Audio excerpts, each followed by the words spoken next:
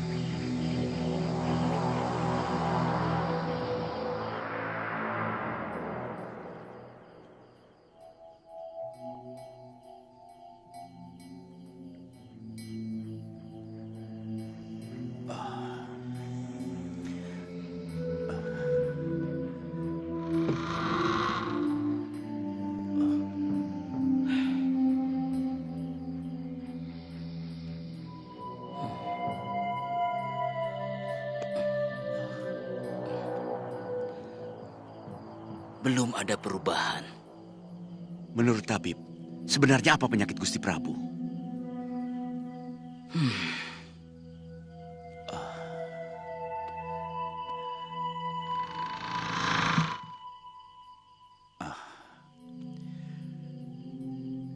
Dalam keadaan seperti ini, kita harus lebih waspada.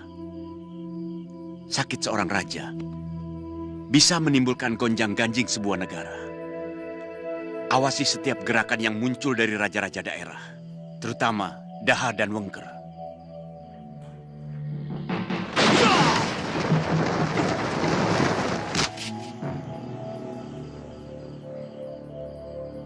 Hei, siapa kau?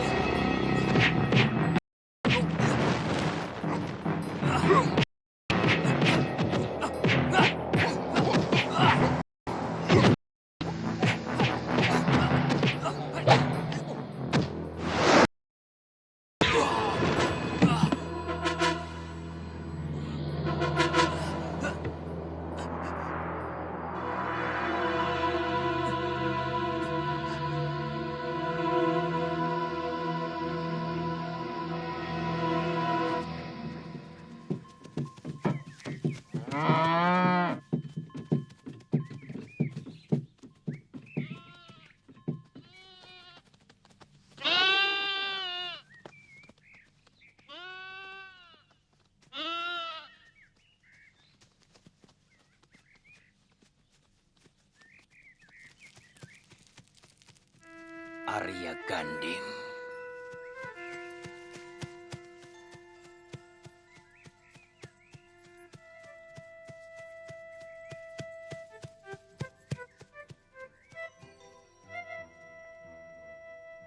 Kesehatan Gusti Prabu semakin memburuk.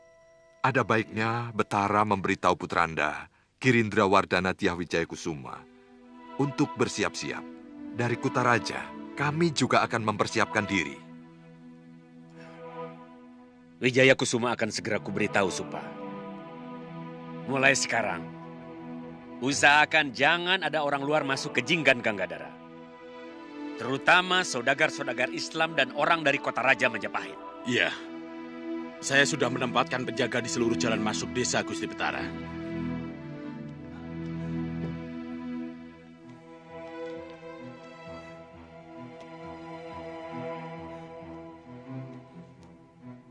Saya melihat Arya Ganding sekarang sedang menuju ke rumah Gusti. Mohon ampun, Gusti Betara. Hamba mohon pamit.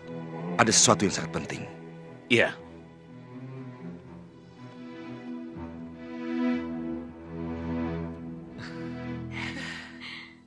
Saya sudah menceritakan semuanya kepada ibu. Dan beliau ingin sekali bertemu dengan calon menantunya. Saya jadi malu, Kang Gading. Gadis desa seperti saya pasti akan jadi cemoohan putri-putri cantik dan priagung Majapahit. Sekar, siapa yang berani mencemooh gadis secantik kamu? Mereka bahkan akan terpana melihat keanggunanmu. Jangan terus-terusan memuji, Kakang. Nanti saya mangkak loh.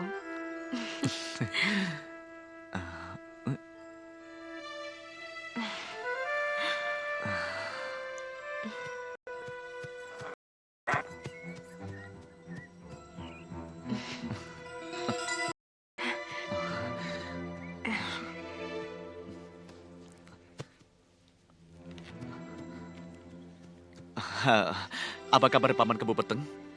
Kelihatannya Paman sibuk sekali. Itu bukan urusanmu.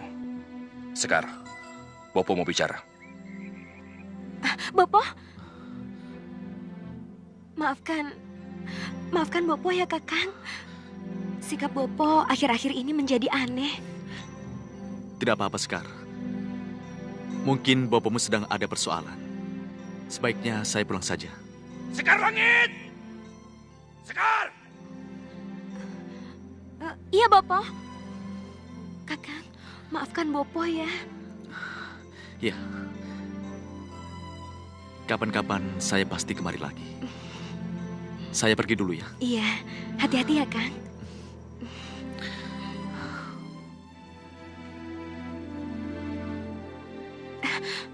Aku tidak suka anak Tumenggung Dadu itu kemari lagi. Apa maksud Bopo? Selama ini Bopo tidak apa-apa. Mulai sekarang tidak boleh. Kalau kamu tidak mau kuusir dari rumah ini, kamu harus patuh. Mengerti?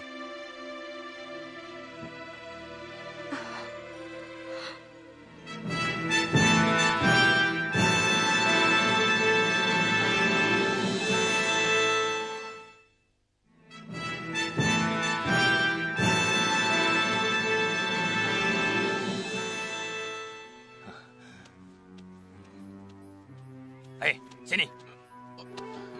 Hajar dia. Tapi ingat, jangan sampai terbunuh. Baik.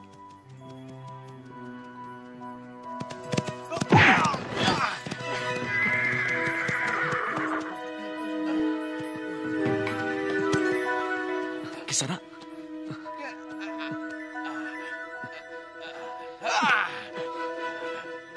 Wah, ngetan. Orang Majapahit memang kurang ajar. Maaf Kisana. Saya tidak sengaja. Tiba-tiba Kisana muncul di jalan.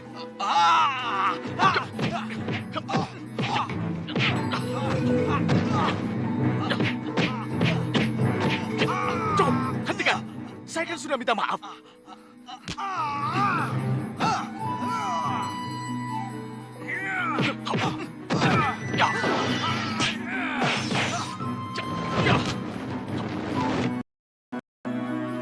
Turun kau monyet Majapahit. Lawan Wong Tan. Datangkan seluruh kekuatan negerimu. Aku tidak takut.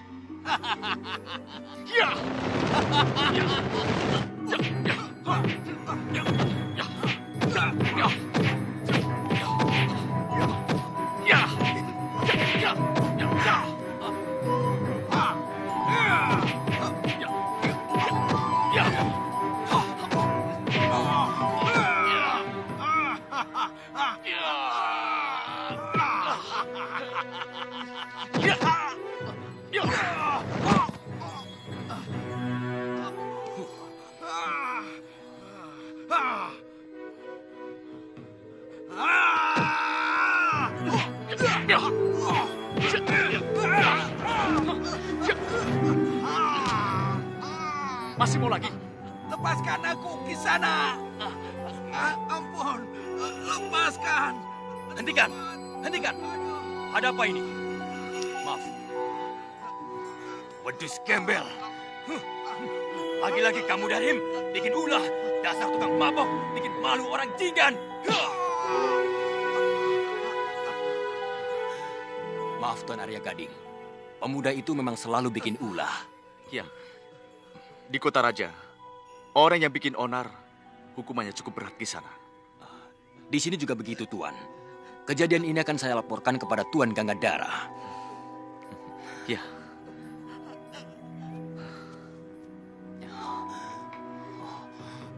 Bangsat. Astagfirullahalazim.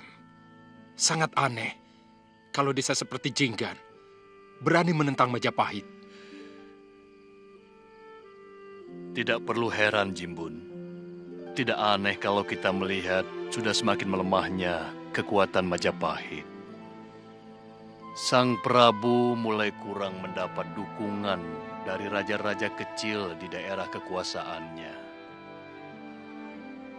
Mungkin mereka tidak puas dengan pemerintahan yang semakin melemah dan kurang berwibawa. Mungkin juga Karena Sang Prabu mulai dekat dengan kita, termasuk pemberian tanah Bintara kepadamu.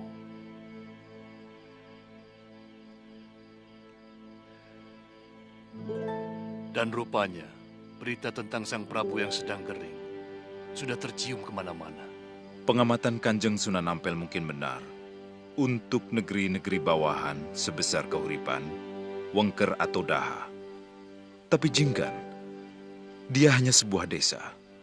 Meski cukup besar dan langsung berada dalam kekuasaan Kedaton Majapahit. Bagaimana mungkin mereka berani membuat ulah? Dinda Sunan Kalijaga pasti tahu masalah ini. Maaf, kalau pengamatan saya keliru. Kecurigaan Sunan Kudus ada benarnya. Pasti ada sesuatu yang terjadi di Jinggan. Dan menurut saya, telah terjadi ketegangan antara Brekeling Wijayakarna dengan Sang Prabu. Ada keinginan dari keturunan Prabu Diahkarta Wijaya dari selir itu untuk merebut kekuasaan Sang Prabu. Karena mereka ini merasa lebih berhak atas tahta Majapahit yang sedang dikuasai oleh pamannya sendiri. Dan keinginan itu semakin membara ketika terdengar berita bahwa Sang Prabu sedang sakit keras. Tetapi kenapa harus memilih Jinggan? Di sini masalahnya. Awas, Kirap!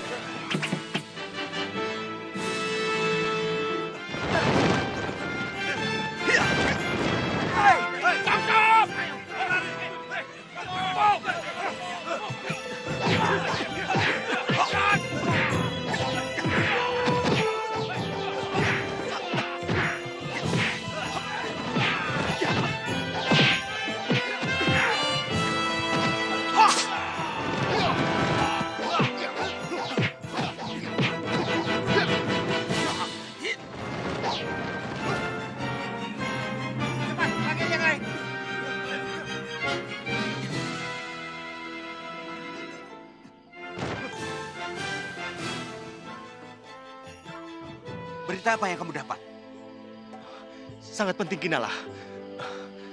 Para Sunan itu mencurigai Bre Ikeling mau menyerang Kutaraja Majapahit. Mereka berusaha mengalihkan perhatian kita, Bondan. Musuh yang paling berbahaya adalah orang-orang Islam dari pesisir lor itu. Tapi semua cerita para Sunan itu seperti masuk akal, Guru. Kamu jangan mudah terpengaruh, Bondan. Awas, murid-murid Sunan Ampel itu datang, Bondan.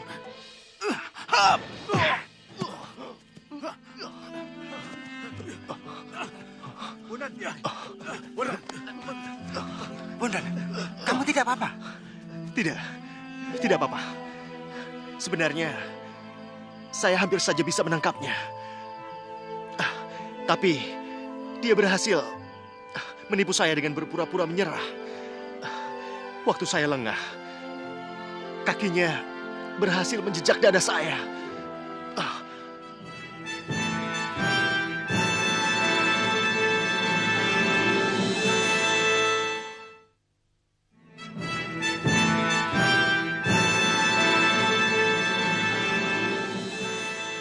Mereka memilih Jinggan karena dekat dengan Kutaraja. Sehingga memudahkan untuk mendapat berita dari telik sandi mereka. Itu jauh lebih cepat daripada mereka berada di Keling. Dan saya mendengar Girindra Wardana Wijayakarana punya hubungan dengan Sri Brahma Raja Ganggadara, penguasa yang berpengaruh di Jinggan. Artinya Girindra Wardana mau menjadikan desa kecil itu untuk menyusun kekuatan. Itu pendapat saya, Kanda Sunan Giri. Mungkin ada pendapat yang lain. Masuk akal? Iya, masuk akal. Dan ternyata mereka pun punya hubungan dengan Empu Supagati yang sudah lama mempersiapkan makar di Majapahit. Itu sebabnya kenapa mereka menjadikan Jinggan sebagai daerah tertutup.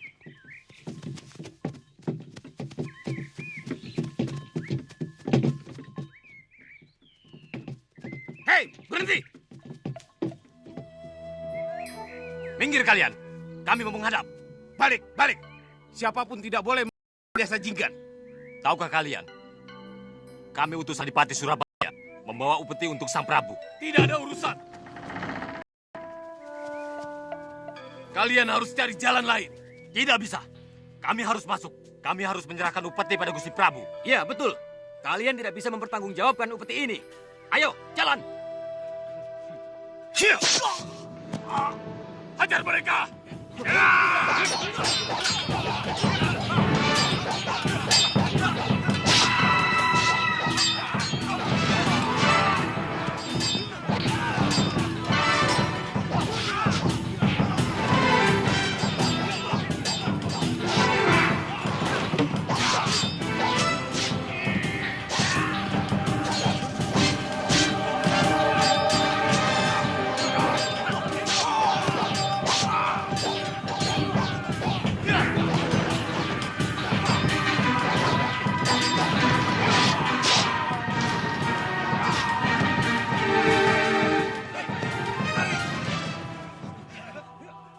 Bawa upetinya ke dalam. Bismillahirrahmanirrahim. Alhamdulillahi rabbil alamin. Orang-orang Keling tidak mau gerak-gerik mereka di Jinggan akan tercium. Apa yang mereka lakukan sangat menyulitkan kita, Sunan Wudung. Mereka melarang saudagar muslim dari Gresik maupun Surapringga melintas Jinggan, baik yang mau ke kota raja maupun yang dari sana. Seharusnya rakyat Jinggan berterima kasih atas kedatangan saudagar kita. Mereka bisa menjual hasil panen mereka dan bisa membeli kain cita, merjan, dan juga wewangian yang dibawa para saudagar itu. Sekarang bagaimana sebaiknya sikap kita? Kanjeng Sunan Ampel yang lebih tahu. Sementara lebih baik kita mengambil jarak dari persoalan mereka. Maaf Ayahanda Sunan, apa tidak sebaiknya kita membela Majapahit kalau terjadi sesuatu? Selama ini Gusti Prabu sangat baik kepada kita. Beliau memberi keleluasaan kepada kita, bahkan dalam berdakwah, sampai masuk ke dalam lingkungan kedaton. Betul anakku, tapi kita masih belum memiliki kekuatan. Ibarat anak. Kita masih belajar berjalan. Berbahaya kalau kita ikut menceburkan diri ke dalam kancah perseteruan yang cukup besar. Kita bisa sedikit meringankan beban Majapahit. Saya kenal baik Magati. Beliau dulu pernah berniat ingin masuk Islam. Tapi sampai sekarang belum ketemu saya lagi. Insya Allah, saya akan berusaha untuk mempengaruhinya, untuk tidak membantu Keling. Sebaiknya tanah perdikan pemberian Sang Prabu kepadamu di Gelagahwangi segera dibangun. Dirikan masjid, karena tempat yang paling baik untuk bermusyawarah dan merencanakan sesuatu adalah masjid. Sebagaimana Kanjeng Nabi Muhammad, lebih dulu beliau mendirikan masjid waktu hijrah ke Madinah. Kami sudah membuka perkampungan Ayahanda. Insya Allah, saran Ayahanda akan segera kami laksanakan. Saya sudah merundingkannya dengan keluarga dan beberapa pengikut yang akan menemani kami.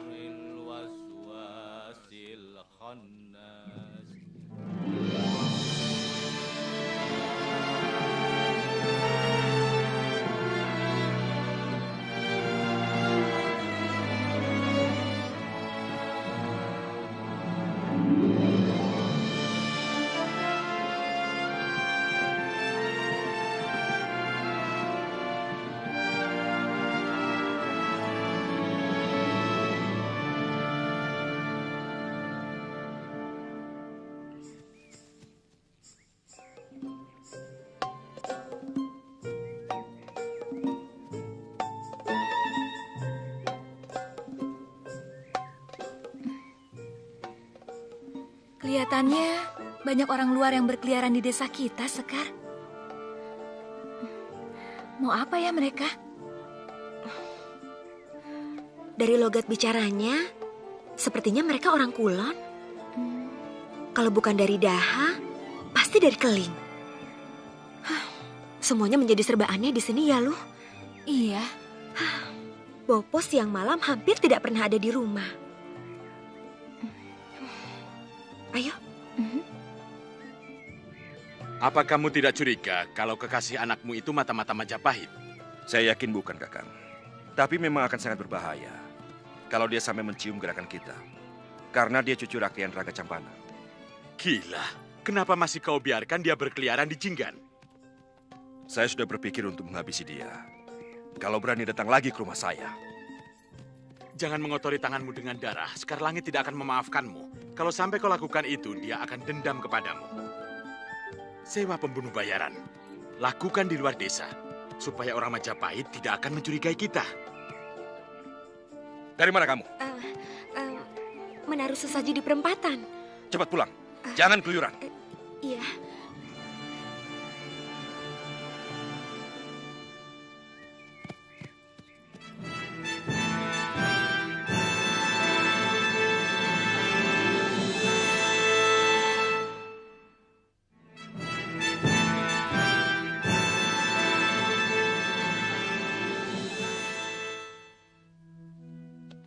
Selain saya mengintip sendiri, saya juga dapat berita langsung dari tabib yang mengobati Sang Prabu.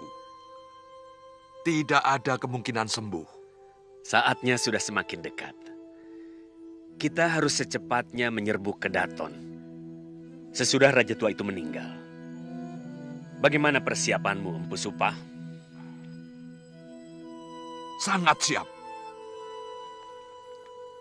Tegasnya, Gusti mau merebut tahta Majapahit dari Paman Gusti Betara sendiri.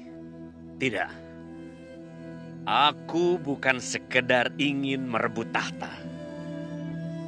Aku ingin melihat Majapahit bersimpuh di bawah Duli Keling. Di bawah kakimu, Wijaya Kusuma. Kalian harus membangun terah baru. Wangsa Girindra Wardana. Apa perlu Ayahanda Batara? Bukankah ayah masih termasuk Trah Rajasa? Ayah juga masih putra Eyang Prabu Kertawijaya. Benar. Tapi selama ini aku tidak pernah dianggap. Karena aku terlahir dari seorang selir. Penguasa Majapahit selalu menganggap kecil para Batara. Terutama pada ayah kalian. Di mata Sang Prabu, Bre Ikling tidak lebih dari orang gunung yang hina. Kalianlah yang harus menjadikan gunung itu memuntahkan lahar dan menyiram seluruh Kedaton Wilwatikta sampai rata dengan tanah.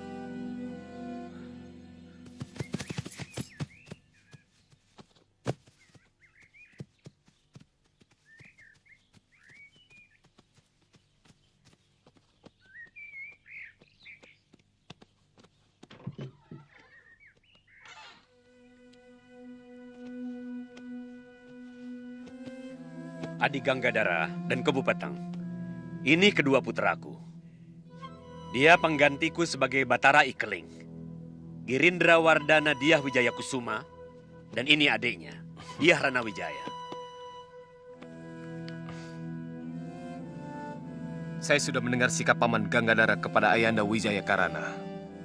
Sebagai Brekeling, saya tidak akan melupakan jasa baik Paman. Terima kasih, Gusti. Nah, kita sudah boleh memulai pekerjaan suci ini. Patiwahan bisa membicarakannya dengan Adi Ganggadara dan Kebo Peteng. Persiapan pembuatan gubuk-gubuk untuk menampung prajurit-prajurit Keling yang akan dikirim kemari. Baik, Gusti. Hamba akan bicara lebih mendalam dengan Kakang Brahma Raja Ganggadara. Ya.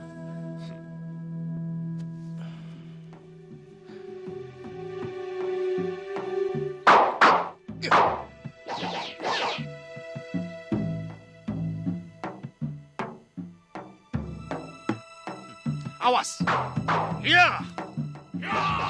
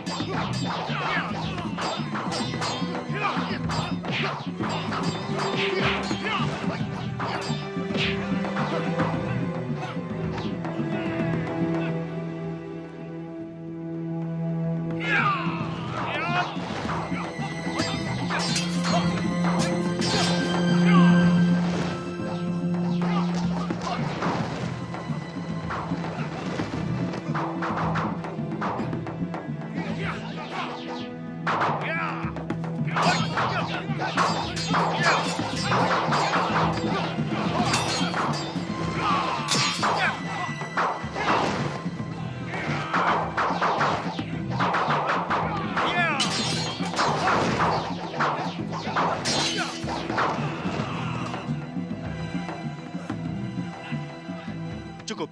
Sampai di sini. Maaf. Kalian tidak apa-apa? Tidak.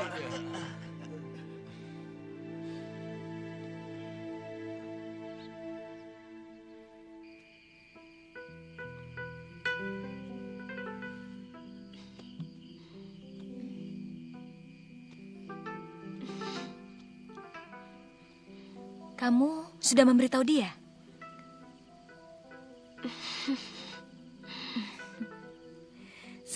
Sekar, kamu itu bagaimana toh? Harusnya kamu segera kirim surat. Jangan sampai Kakang Arya Gading mengalami hal yang buruk. Tapi saya ingin bertemu dengan dia, Lu. Saya takut tidak bisa bertemu dia lagi selamanya.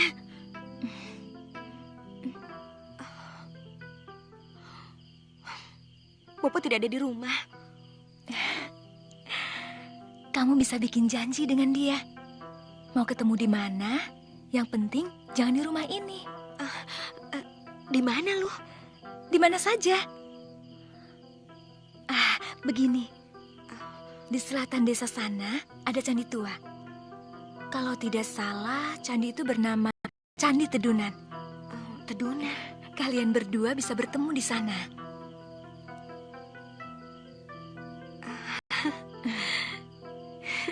Ternyata kamu pintar juga ya, Lu. Itulah sahabat. Udah, pergi sana. Bikinlah surat cepat. Tapi kamu tunggu di sini. Iya.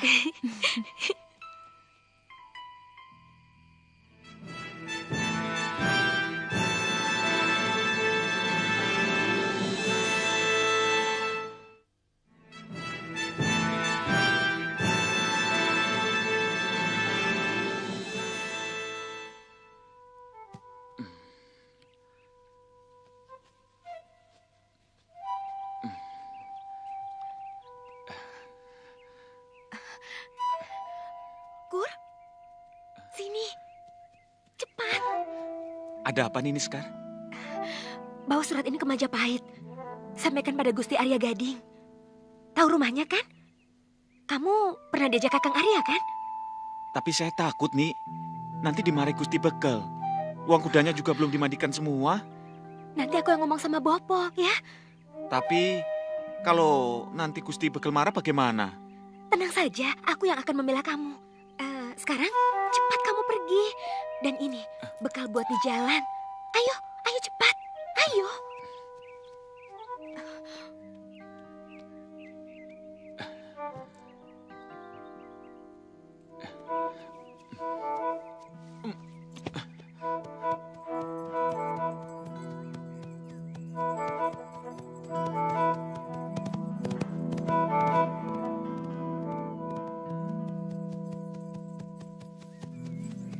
Berhenti! Cikur, mau kemana pagi-pagi begini?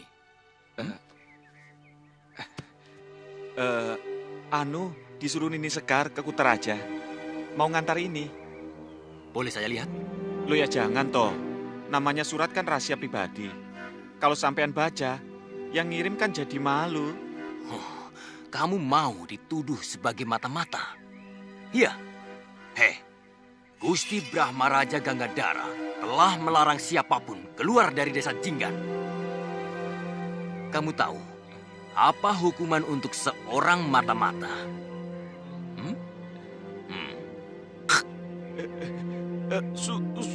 Sumpah saya bukan mata-mata. Sampean seperti baru kenal saya saja. Setiap sampean ke rumah Gusti Bekel, yang merawat kuda sampean kan saya. Makanya, kalau kau masih ingin melihat matahari terbit besok pagi, berikan surat itu padaku.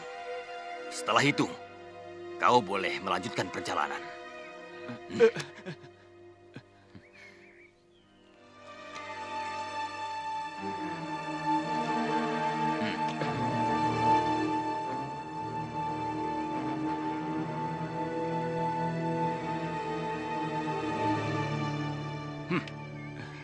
Ingat, jangan sampai ada yang tahu kalau aku telah membaca surat itu. Ngerti? Ya ngerti toh. Pokoknya rahasia. Sekarang saya boleh pergi? Ya.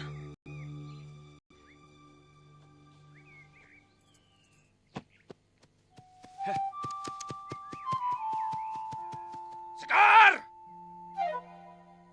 Sekar langit! Sekar!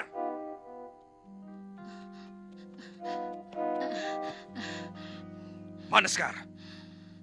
Anak itu sekarang semakin liar. Maaf Gusti, Sekar Langit sedang mencuci dengan teman-temannya di kali. Kamu harus menasihati dia, Langsep. Bilang, jangan keluyuran tanpa seizinku. Ngerti? Iya Gusti. Sudah. Iya.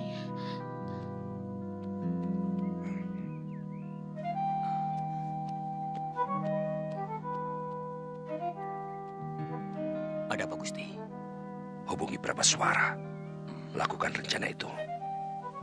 Baik Gusti. Kalau Kakang bersedia, besok datanglah ke Candi Tedunan yang ada di selatan desa. Banyak yang ingin saya sampaikan kepada Kakang.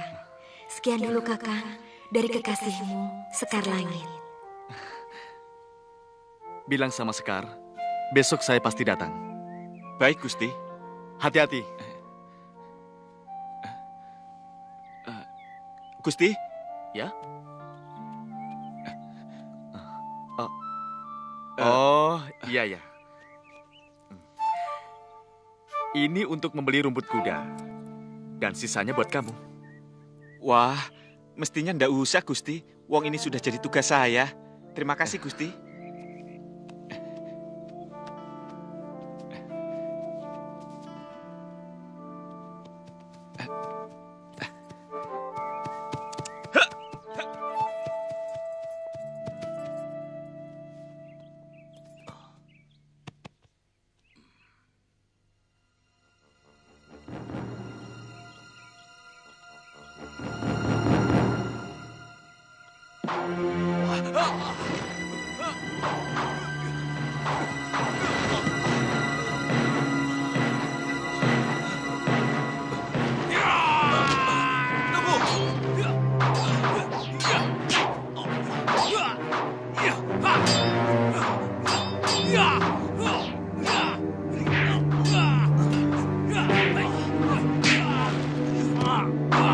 Sabar, Prabasara, sabar. Aku disuruh Ki Bekel ke Bopeteng. Mau apa? Ke Bopeteng menginginkan bantuanmu untuk membunuh seseorang. Kau tahu, mau dibayar berapa? Berapapun akan dibayar oleh Ki Bekel.